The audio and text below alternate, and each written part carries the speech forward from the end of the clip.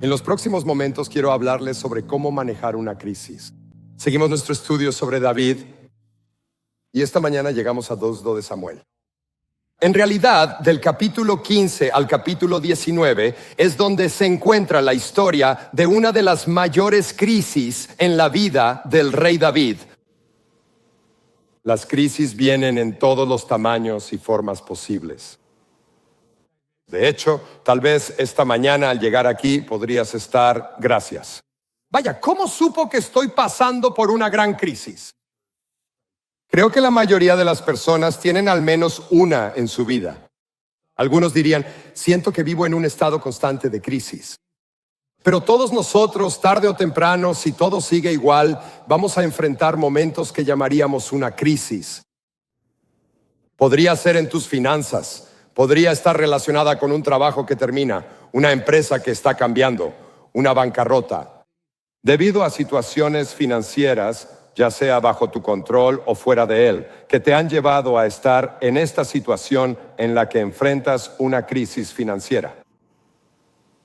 Podría ser una crisis en tu matrimonio. Podría ser una crisis con tus hijos o con tus padres. A veces esa crisis está relacionada con la salud, una enfermedad, especialmente una enfermedad terminal o una enfermedad debilitante que se prolonga. Podría ser la muerte de un miembro de la familia y eso crea una crisis. Quizás no es una sola cosa, sino varias cosas que pasaron al mismo tiempo y de repente estás en un lugar en el que nunca habías estado emocionalmente y para ti es una crisis interna que no podría ser más grande, aunque estuvieran ocurriendo todas las otras cosas que mencioné. Así que llegamos a 2 de Samuel capítulo 15. El rey David es el rey ungido por Dios. Es un hombre conforme al corazón de Dios, pero está enfrentando una crisis. Creo que es importante que aclare quién es él, porque a veces tenemos la idea de que si camino con Dios, nunca voy a enfrentar una crisis. Y eso no es cierto en absoluto. De hecho, David escribe en los Salmos, muchas son las aflicciones del justo. Ustedes dirán, bueno, entonces, ¿por qué debería ser cristiano? Pero David continúa diciendo, el Señor los libra de todas ellas. Y David está escribiendo sobre una crisis, o está atravesando una crisis, y escribe de eso en los Salmos. En esta situación, lo que ha sucedido es que es una crisis que amenaza su reino. Es una crisis que amenaza a su familia. Es una crisis que amenaza su futuro, incluso su vida, porque su propio hijo, pueden imaginarlo a Absalón, está buscando quitarle el trono a David y Absalón cuenta con el apoyo del liderazgo. Tiene el apoyo del ejército, tiene el apoyo del pueblo. Y aun con todo eso dicho, esta no es solo una crisis política para David, es una crisis profundamente personal. Porque tanto la corona como el corazón de David están bajo ataque. Y mientras recorremos esto, lo que quiero que vean, y les recomiendo que tomen notas, o al menos descarguen la aplicación y sigan en la aplicación porque tiene todas las escrituras ahí, lo que facilita tomar notas. Pero vamos a ver 3 decisiones que David tomó en medio de las crisis, que se convierten en una hoja de ruta para ustedes y para mí, que si hoy están pasando por una crisis o tal vez conocen a alguien que lo está, ven, es muy relevante porque todos vamos a encontrarnos con personas que están atravesando momentos difíciles y estos 3 principios, estas 3 decisiones podrían ser de mucha ayuda para alguien que está pasando por una crisis. Y luego, si las escriben y las guardan en el corazón, les serán útiles cuando enfrenten una crisis. El primer principio es orar primero, no segundo, no tercero. Primero ora. Vamos a analizarlo. 2 de Samuel 15. Llegó un mensajero y le dijo a David, los corazones de los hombres de Israel están con Absalón. David está en Jerusalén y entonces oye que Absalón está al sur de Jerusalén, en Hebrón, y recibe noticias de que Israel se ha vuelto hacia Absalón. Entonces David les dijo a todos sus oficiales que estaban con él en Jerusalén, vengan, debemos huir o ninguno de nosotros escapará de Absalón. Debemos irnos de inmediato o él se moverá rápidamente para alcanzarnos, traerá ruina sobre nosotros y pondrá la ciudad a filo de espada. Todo el campo lloraba en voz alta mientras toda la gente pasaba. El rey también cruzó el valle de Cedrón y todo el pueblo siguió adelante hacia el desierto. Para darles una idea de la topografía, está Jerusalén sobre una cresta, luego la pendiente de la cresta desciende y el monte de los olivos está justo al lado. Y así que sube. Así que David está cruzando desde Jerusalén, saliendo de Jerusalén, cruzando el valle y subiendo hacia la cima del monte de los olivos, llorando mientras avanzaba. Llevaba la cabeza cubierta y estaba descalzo. Toda la gente que iba con él también llevaba la cabeza cubierta y lloraba mientras subían. Ahora bien, a David le habían dicho que Ahitofel estaba entre los conspiradores con Absalón. Esto habría sido una noticia impactante, aunque probablemente no sorprendente para David debido a los antecedentes. Déjenme darles un poco de contexto aquí. Ahitofel era un consejero en la corte de David que en otro pasaje se dice que cuando él hablaba era como si Dios mismo hubiera hablado. Su consejo era muy bueno. Su consejo era muy efectivo. Él era muy sabio.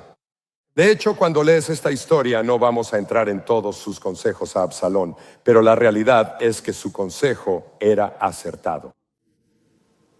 Su consejo era bueno. David sabe ahora que Ahitofel se ha vuelto en su contra. La mayoría de los estudiosos creen que la razón es porque Ahitofel tiene un hijo y su nombre es Eliam. Y Eliam era uno de los valientes de David. Tenemos una lista de los valientes 2 veces en las Escrituras. Una de las listas está en 2:2 de Samuel 23, donde se enumeran todos estos valientes. Y estaban los 3, estaban los 30, aunque probablemente eran alrededor de 37 o 38 valientes. Y Eliam era uno de ellos. Se le llama Eliam, el hijo de Ahitofel. Eliam tiene una hija, su nombre es Betsabé. Y Betsabé está casada con Urías elitita. David, recuerdan, tiene una aventura con Betsabé, hace que Urías sea asesinado y Ahitofel nunca lo ha superado. Lo que David le hizo a su nieta, lo que David le hizo al matrimonio de su nieta y Ahitofel en su corazón, ven, él ha dejado que la amargura crezca, ha dejado que la ira crezca, ha dejado que el resentimiento crezca y ahora realmente no puede entender la voluntad de Dios. Todavía puede dar buenos consejos a las personas que se oponen a David. Pero aquí está lo que pasa con la amargura. Si dejas que la amargura entre en tu corazón, aún podrías ser inteligente. Todavía podrías tener sabiduría, la sabiduría del mundo, y aún así no ser capaz de ver la voluntad de Dios en tu vida o en la vida de otras personas.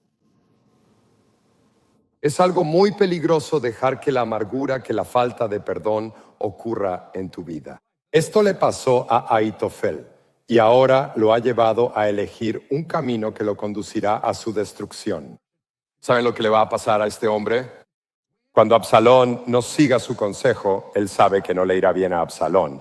Así que va a irse a casa y va a irse a unos 6 kilómetros al sur de Jerusalén, a su ciudad natal, y se va a ahorcar. Miren, hay un camino que al hombre le parece correcto, pero su fin es la muerte.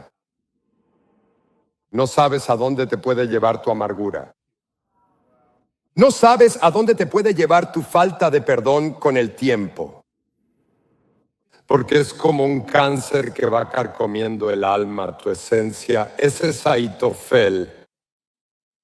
Ahora, en este punto, David sabe que este hombre, Ahitofel, cuando da un consejo, es bueno.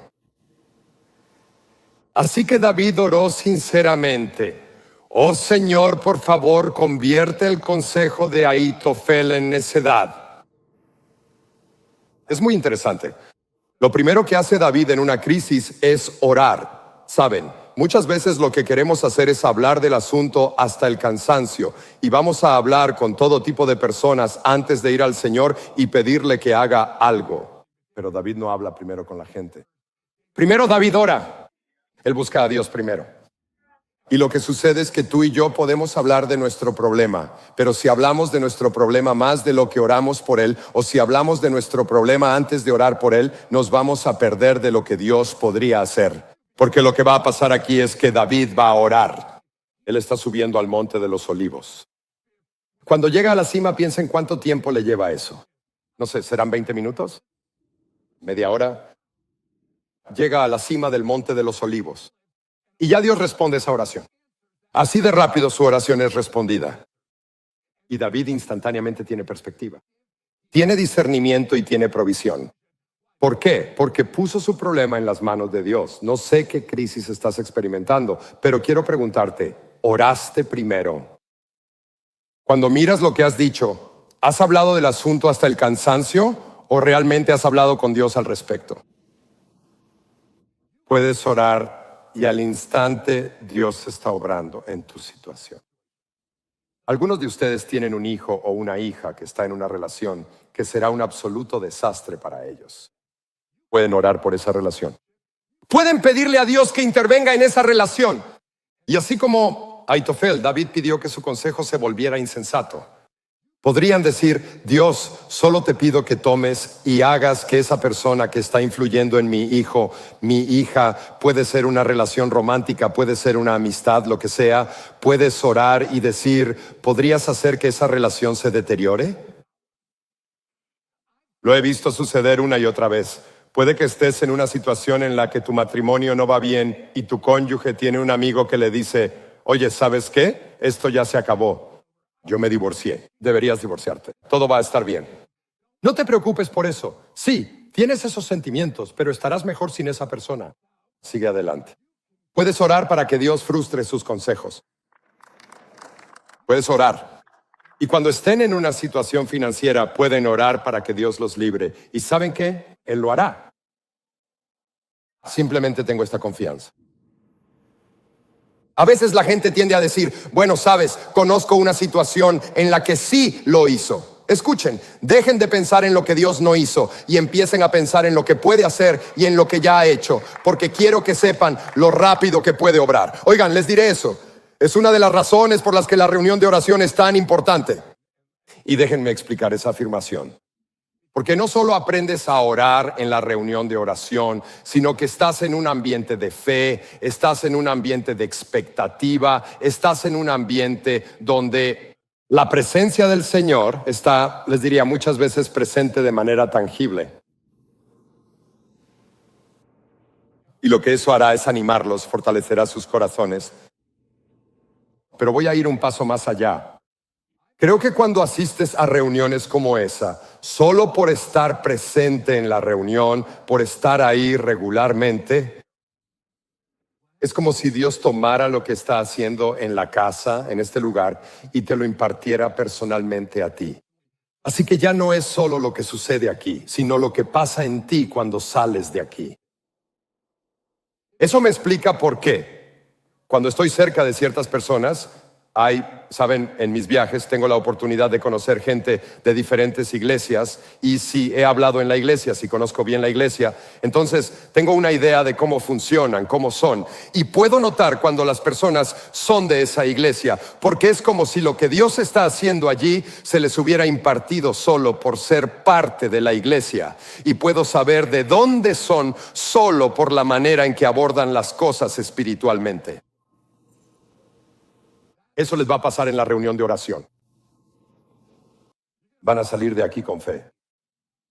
Van a salir de aquí animados. Van a salir de aquí con la presencia del Señor.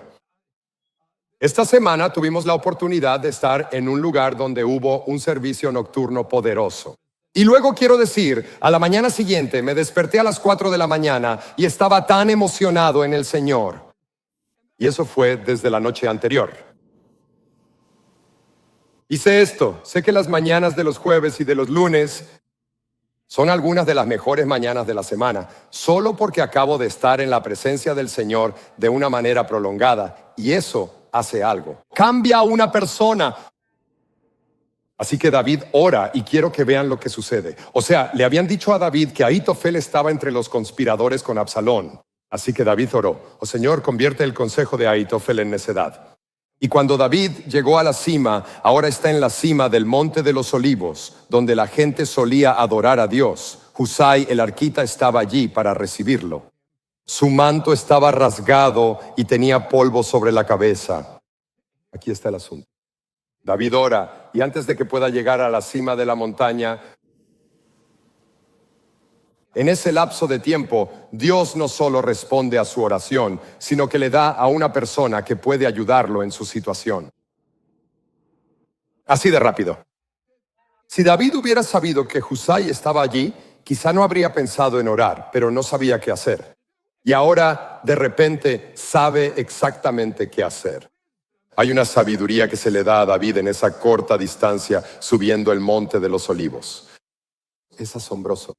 Él no sabe qué hacer, ahora sabe qué hacer. Él no sabe quién puede ayudarlo, ahora sabe quién puede ayudarlo.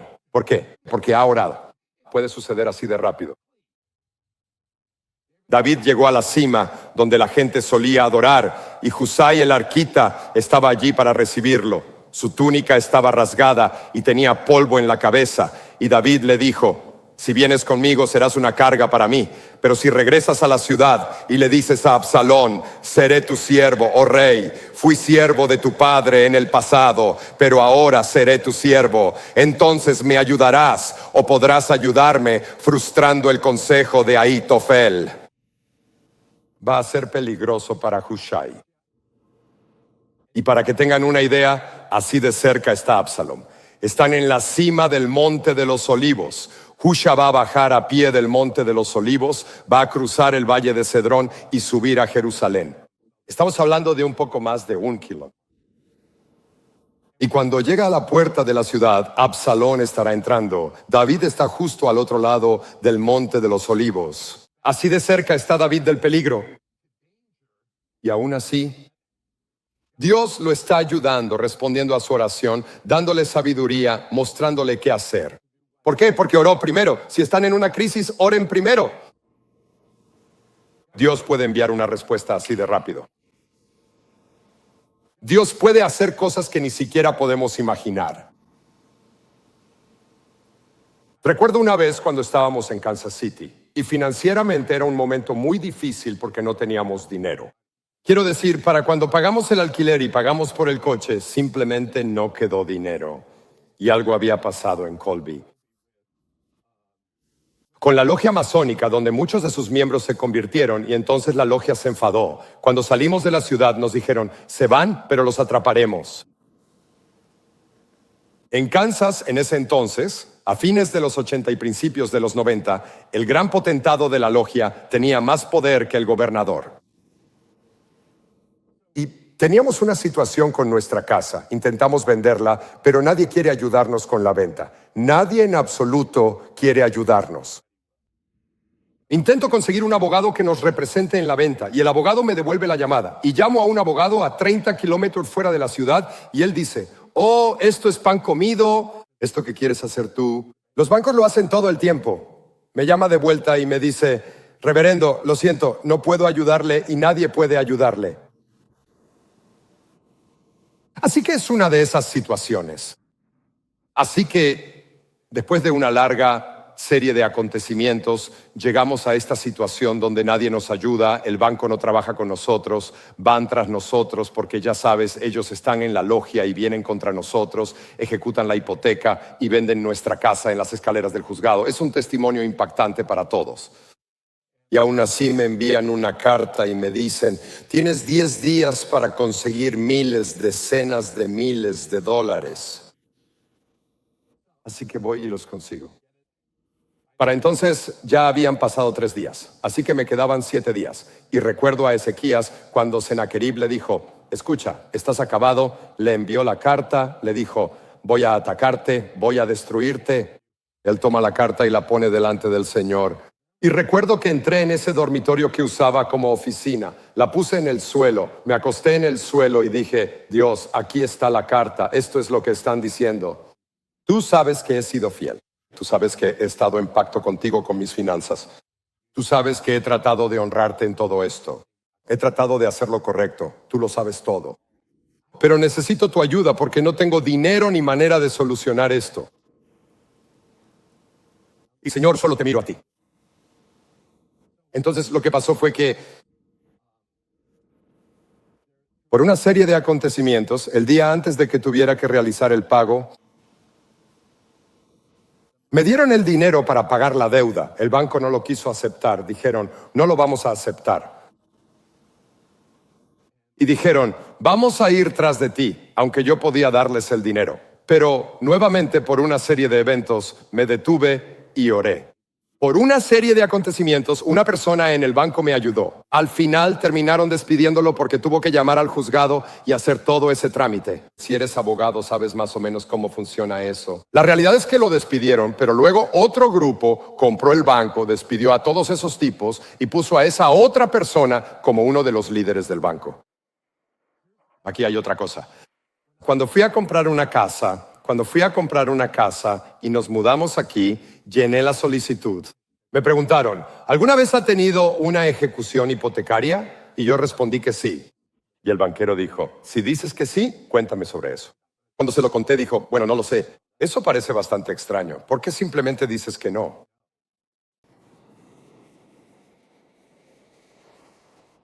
Le dije que no podía hacer eso. Le dije, ¿sabes que no puedo?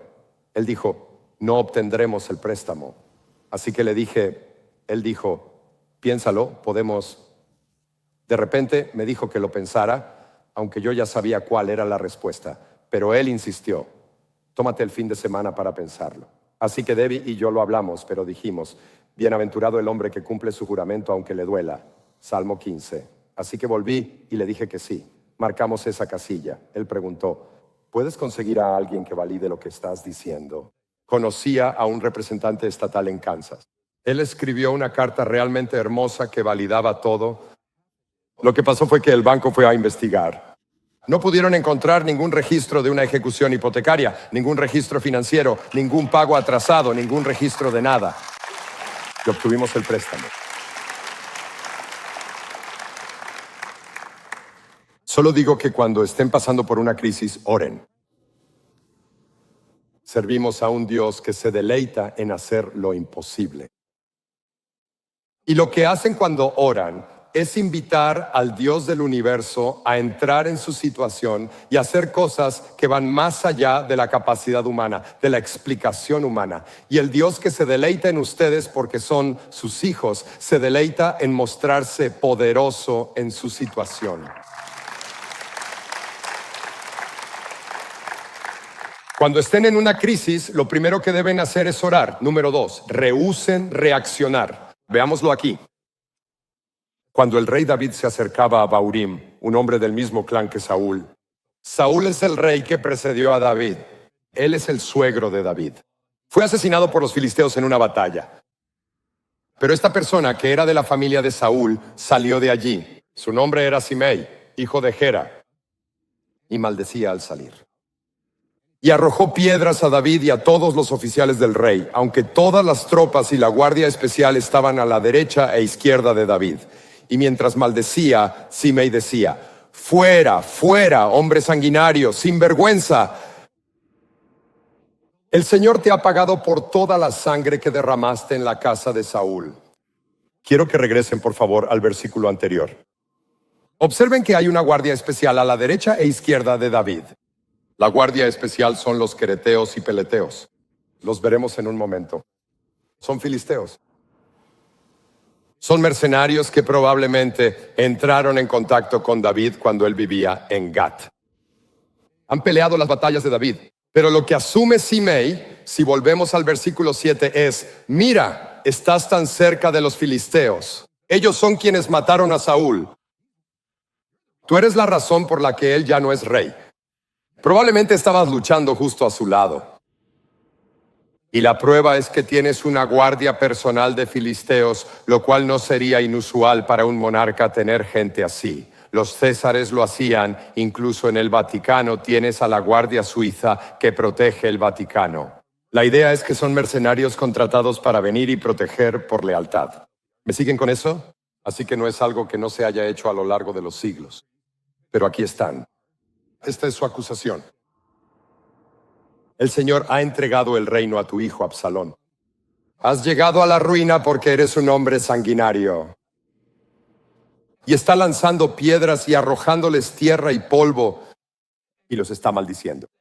Y aquí está David descalzo con la cabeza cubierta de luto Y ahora todo el ejército, así como toda la gente que está saliendo de la ciudad, subiendo al monte de los olivos, bajando al desierto, él simplemente sigue persiguiéndolos, gritándoles, lanzándoles piedras. Versículo 18, todos sus hombres pasaron delante de él, junto con los carateos, los peleteos y los 600 geteos. Estos son filisteos. 600 geteos que lo habían acompañado ¿desde dónde? Desde Gat, territorio filisteo. Volviendo a Simei en el versículo 8 de 2:2 de Samuel 16. El Señor te ha pagado por toda la sangre que derramaste en la casa de Saúl, en cuyo lugar has reinado. El Señor ha entregado el reino a tu hijo Absalón. Has llegado a la ruina porque eres un hombre sanguinario. Entonces, lo que está pasando es que Simei está maldiciendo a David, le está lanzando piedras, le está echando tierra, y de repente David tiene un sobrino llamado Abisai. Y Abisai, él es Joab. Joab es el general del ejército, él es el hermano de Joab. Abisai es el sobrino de David. Y Abisai, cuando ve a este tipo Simei haciendo esto, le dice, ¿sabes qué, David? Si yo fuera tú, ¿por qué no me dejas ir allá y le corto la cabeza a ese tipo? Y él podía hacerlo. Escuchen, aquí tienen un poco de información sobre él. Abisai, el hermano de Joab, hijo de Sarbia, era el jefe de los tres. Esta es la lista de los valientes, capítulo 23. Y había tres que estaban por encima de los valientes y tenían hazañas militares asombrosas. Pero aquí está Abisai. Él alzó la lanza contra 300 hombres a quienes mató. Así que es tan famoso como los tres. ¿No fue tenido en mayor estima que los tres? Y llegó a ser su comandante, aunque no estaba incluido entre ellos. Así que probablemente es el mejor guerrero de Israel y quiere cortarle la cabeza a Simei. Así que es algo muy interesante. Miren en el versículo 9, capítulo 10, Abisai, hijo de Sarbia. Sarbia es la hermana de David. Le dijo al rey, ¿por qué este perro muerto ha de maldecir a mi señor el rey? Déjame ir y cortarle la cabeza. Saben, esto es como cuando estás en una crisis y ahora alguien que realmente no tiene nada que ver con el asunto se sube al carro y te ataca. Y tienes un amigo que dice, ¿sabes qué? ¿Por qué no me dejas encargarme de esto? Lo que hay que hacer es tener mucho cuidado. Tienen que tener cuidado. Tienen que negarse a reaccionar ante las personas, porque una reacción en una crisis casi siempre será la acción equivocada. En una crisis hay demasiadas cosas en juego que no puedes controlar, que no sabes cómo van a resultar. Miren lo que hace David. Verán gran sabiduría. Entonces David le dijo a Abisai y a todos sus oficiales, mi hijo, que es de mi propia carne, está tratando de quitarme la vida. ¿Cuánto más este benjaminita? Déjalo en paz. Deja que maldiga. Porque el Señor le ha dicho que lo haga. Esto es lo que dice David. Ustedes preguntarán, ¿realmente Dios le dijo eso? Dios es soberano. Dios está al mando. Si está sucediendo, entonces, como mínimo, es un permiso del Señor. Y David continúa y dice, puede que el Señor vea mi aflicción y me recompense. Esto es lo que dice un comentarista. Él dice que la palabra aflicción y la palabra iniquidad son muy similares en hebreo y argumenta que esto podría ser, puede que el Señor vea mi iniquidad y me recompense con bien. Hay algo en David que dice que Dios es un Dios bueno y que es misericordioso incluso con quienes no lo merecen. Ahora escuchen, ¿qué les sucede a las personas en crisis? De inmediato empiezan a decir, bueno, ¿sabes qué? Porque el enemigo está justo ahí para decirte, ¿sabes qué? La razón por la que te está pasando esto es porque hiciste esto, hiciste esto, hiciste esto, hiciste esto.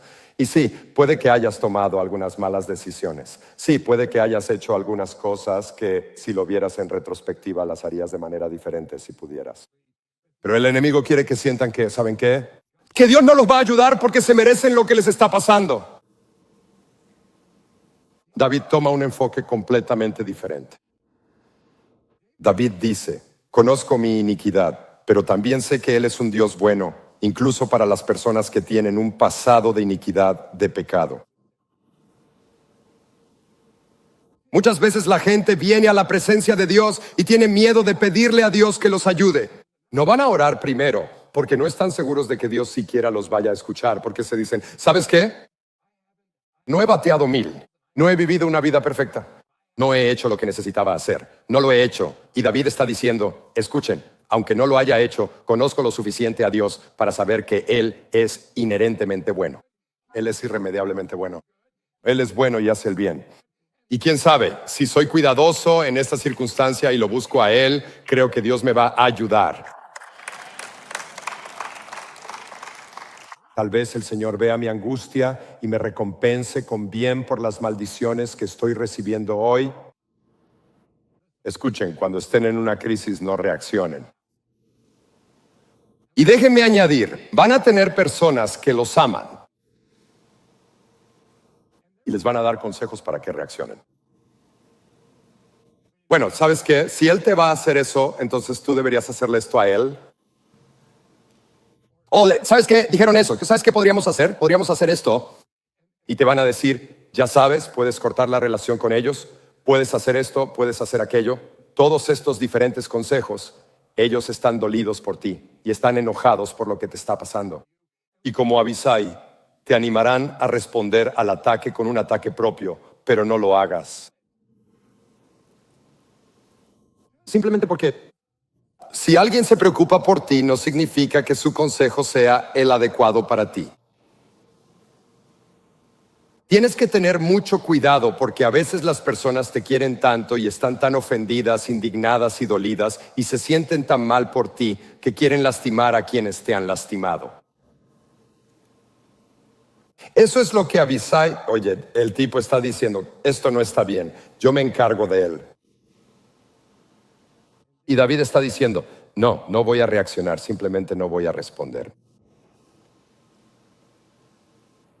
Y en el Nuevo Testamento tenemos aún más razones para no reaccionar. Como parte del nuevo pacto, Jesús dijo esto. Él dijo, pero a ustedes que están dispuestos a escuchar, les digo, amen a sus enemigos, hagan el bien a los que los odian,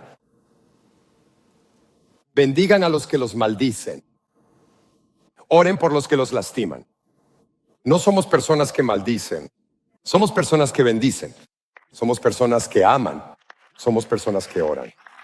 Somos personas que decimos, ya, ¿sabes qué? El Señor se encarga de esto. No vamos a reaccionar. Vamos a ser proactivos haciendo las cosas que Jesús nos ha dicho que hagamos. Cuando estén en una crisis, no reaccionen. Cuidado de ser la persona que escuchen. Simplemente oren por la gente, ámenla. Ustedes dirán, pero lo que están haciendo está tan mal. Tienen que hacerlo. Por eso Jesús dice, ama a tus enemigos. Lo que están haciendo, o sea, tampoco hay que actuar como si fueran sus mejores amigos. Y tal vez lo fueron en algún momento. Escuchen, ámenlos. Si dices, no puedo, entonces pídele a Jesús que te ayude a hacerlo. Si dices, pero ya lo hice y aún así realmente no me caen bien, entonces pídele a Jesús que te ayude. Esta es la verdad. El Espíritu Santo puede hacer en ustedes y a través de ustedes lo que ustedes nunca podrían hacer por sí mismos. Él ha derramado su amor en nuestros corazones por medio del Espíritu Santo. Romanos capítulo 5.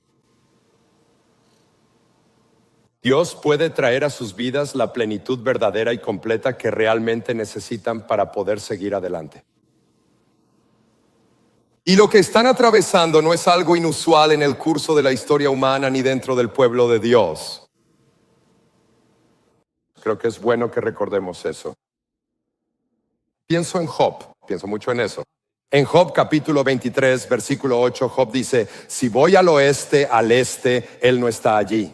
Aquí está Job y ha experimentado una serie devastadora de pérdidas. Y tiene amigos que lo acusan de todo, de tener pecado oculto en su vida. Y Dios deja claro desde el principio que Él es el hombre más justo de su tiempo. Y Job desea tener una audiencia directa con Dios. Y dice, si voy al este, Él no está allí. Y si voy al oeste, no puedo encontrarlo. Cuando Él actúa en el norte, no lo veo. Cuando se vuelve hacia el sur no logro verlo. Él dice, no puedo ver a Dios en ningún lado. Y tal vez ahora mismo así es como te sientes respecto a tu situación. Pero ánimo. Pero Él conoce el camino que tomo. Y cuando me haya probado saldré como el oro. Escucha, tu crisis es oro en potencia. Tu crisis es Dios haciendo algo en ti que le dará gloria y te llevará a un lugar en Él al que no podrías haber llegado de otra manera. Y en eso te regocijas y en eso descansas. O sea, no escucho muchos amenes, pero es muy cierto. John, qué gran predicación. Bueno.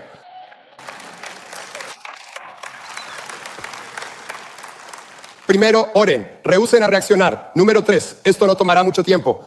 Escuchen el consejo piadoso, veámoslo.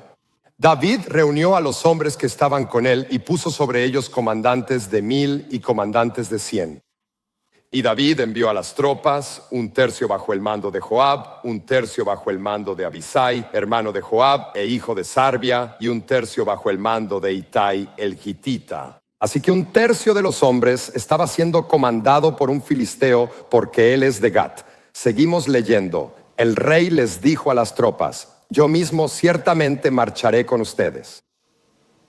Pero los hombres dijeron, no debes salir. Si nos vemos obligados a huir, a ellos no les importará, incluso si la mitad de nosotros muere. No les importará, pero tú vales por 10,000 de nosotros. Sería mejor ahora que nos dieras apoyo desde la ciudad. El rey respondió, haré lo que te parezca mejor. Así pues, el rey permaneció junto a la puerta mientras todos los hombres salían marchando en grupos de cientos y grupos de miles. David. ¿Sabe que la última vez que no estuvo al mando de sus tropas en batalla le causó problemas? Es decir, en primavera, cuando los reyes se van a la guerra, él está en casa. No volverá a cometer ese error. Se ha convencido de que eso es lo que causó todo este problema.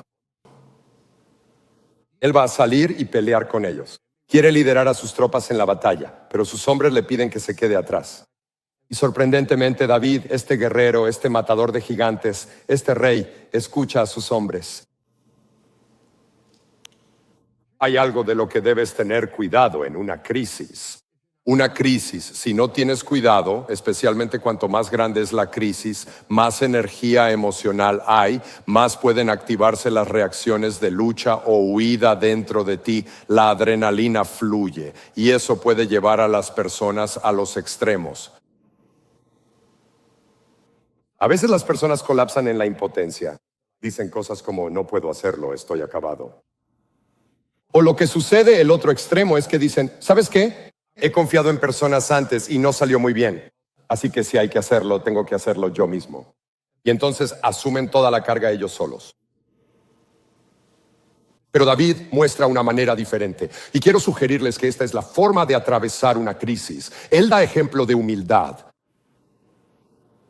Permite que otras personas lo ayuden. Escucha a otras personas que no necesariamente tienen la experiencia que él tiene. Ciertamente tienen experiencia y están calificados para dar una opinión, pero él permite que otros lo ayuden. Ellos van a pelear la batalla por él. Saben, a lo largo de los años he visto esto. A veces hay personas que necesitan ayuda desesperadamente, pero no permiten que nadie las ayude. Y sinceramente, algunos de ustedes hoy están en una crisis, pero son demasiado orgullosos para levantar la mano y decir, necesito ayuda. Y sin embargo, a veces porque lo ven como una debilidad. Nadie me va a ver en un estado de debilidad. Puedo manejarlo, voy a comportarme como un verdadero hombre. Saben, escuchen, a veces lo más valiente que pueden hacer es admitir que no pueden hacerlo solos. Cuando estén en una crisis, escuchen el consejo piadoso. Porque la verdad es que todos tenemos puntos ciegos en nuestra vida, pero especialmente en una crisis podemos perder la perspectiva debido al estrés o lo desgarrador de la situación. Quiero decir, por eso queremos que tengan relaciones disponibles. Construyan relaciones antes de necesitarlas. Algunos de ustedes están jugando con fuego porque viven aislados. No tienen a nadie con quien hablar, nadie con quien puedan procesar las cosas. ¿Y qué van a hacer el día que enfrenten una crisis y necesiten consejo piadoso? ¿A dónde van a ir? ¿Cuánto mejor es tener un grupo de vida y haberlo desarrollado? ¿Cuánto mejor es estar en un grupo de hombres y haber construido una relación con otros chicos y te das cuenta, oh, ellos saben esto, esto y esto? Y luego cuando enfrentas una dificultad puedes acudir a ellos. ¿Cuánto mejor? ¿Cuánto mejor es unirte a un grupo de libertad y encontrar a otras personas con quienes puedas procesar las cosas, especialmente liderazgo que pueda darte principios piadosos que te ayuden a vivir una vida de victoria y superar algunas cosas? ¿Cuánto mejor sería casarse con el 911? Tu matrimonio se está desmoronando. ¿Por qué esperar hasta que esté en llamas? Hazlo ahora. Así que David sigue este consejo. Durante la batalla lo que sucede es que a Absalom en realidad se le enreda el pelo en un roble y queda colgando de él mientras su mula sigue avanzando. Y uno de los hombres de David ve eso, va y se lo cuenta a Joab. Y Joab sabe que si queremos detener esta guerra civil, tenemos que eliminar el cáncer, y ese es Absalón. Y aunque David ha dicho, traten con delicadeza al joven Absalón por mi causa, Joab mata a Absalón. David recibe la noticia de que Absalón está muerto y dice que el rey se estremeció. Subió a la habitación sobre la puerta y lloró. Y mientras iba decía, oh hijo mío Absalón, hijo mío Absalón, si tan solo yo hubiera muerto en tu lugar, Absalón, hijo mío, hijo mío. Ese es uno de los versículos más tristes de las Escrituras. Porque lo que David siente es que reconoce que todo lo que ha pasado se remonta a su propio pecado. Y sin duda siente que él es quien debió haber muerto en lugar de Absalón. Y le informaron a Joab que el rey estaba llorando y lamentándose por Absalón. Y para todo el ejército la victoria de ese día se convirtió en luto, porque ese día las tropas oyeron decir que el rey estaba afligido por su hijo. Y los hombres entraron a escondidas en la ciudad ese día, como entran los que sienten vergüenza cuando huyen de la batalla. Y el rey cubrió su rostro y gritó en voz alta, oh hijo mío Absalón, oh Absalón, hijo mío, hijo mío. Lo que ha sucedido aquí es que la crisis ha nublado la perspectiva de David. Eso puede suceder muy fácilmente. Por eso, lo peor que puedes hacer cuando atraviesas una crisis es aislarte. Tienes que tener personas que sepan lo suficiente sobre tu situación y puedan darte consejos para ayudarte a navegarla. Y aquí está Joab. Él ve lo que está sucediendo. Necesitaba a alguien. David necesitaba a alguien que le diera un consejo piadoso. Joab entró en la casa del rey y le dijo, hoy has humillado a todos tus hombres que acaban de salvarte la vida, y la vida de tus hijos e hijas, y la vida de tus esposas y concubinas. David, será mejor que te controles, amigo. Eso es lo que le está diciendo. Amas a quienes te odian y odias a quienes te aman.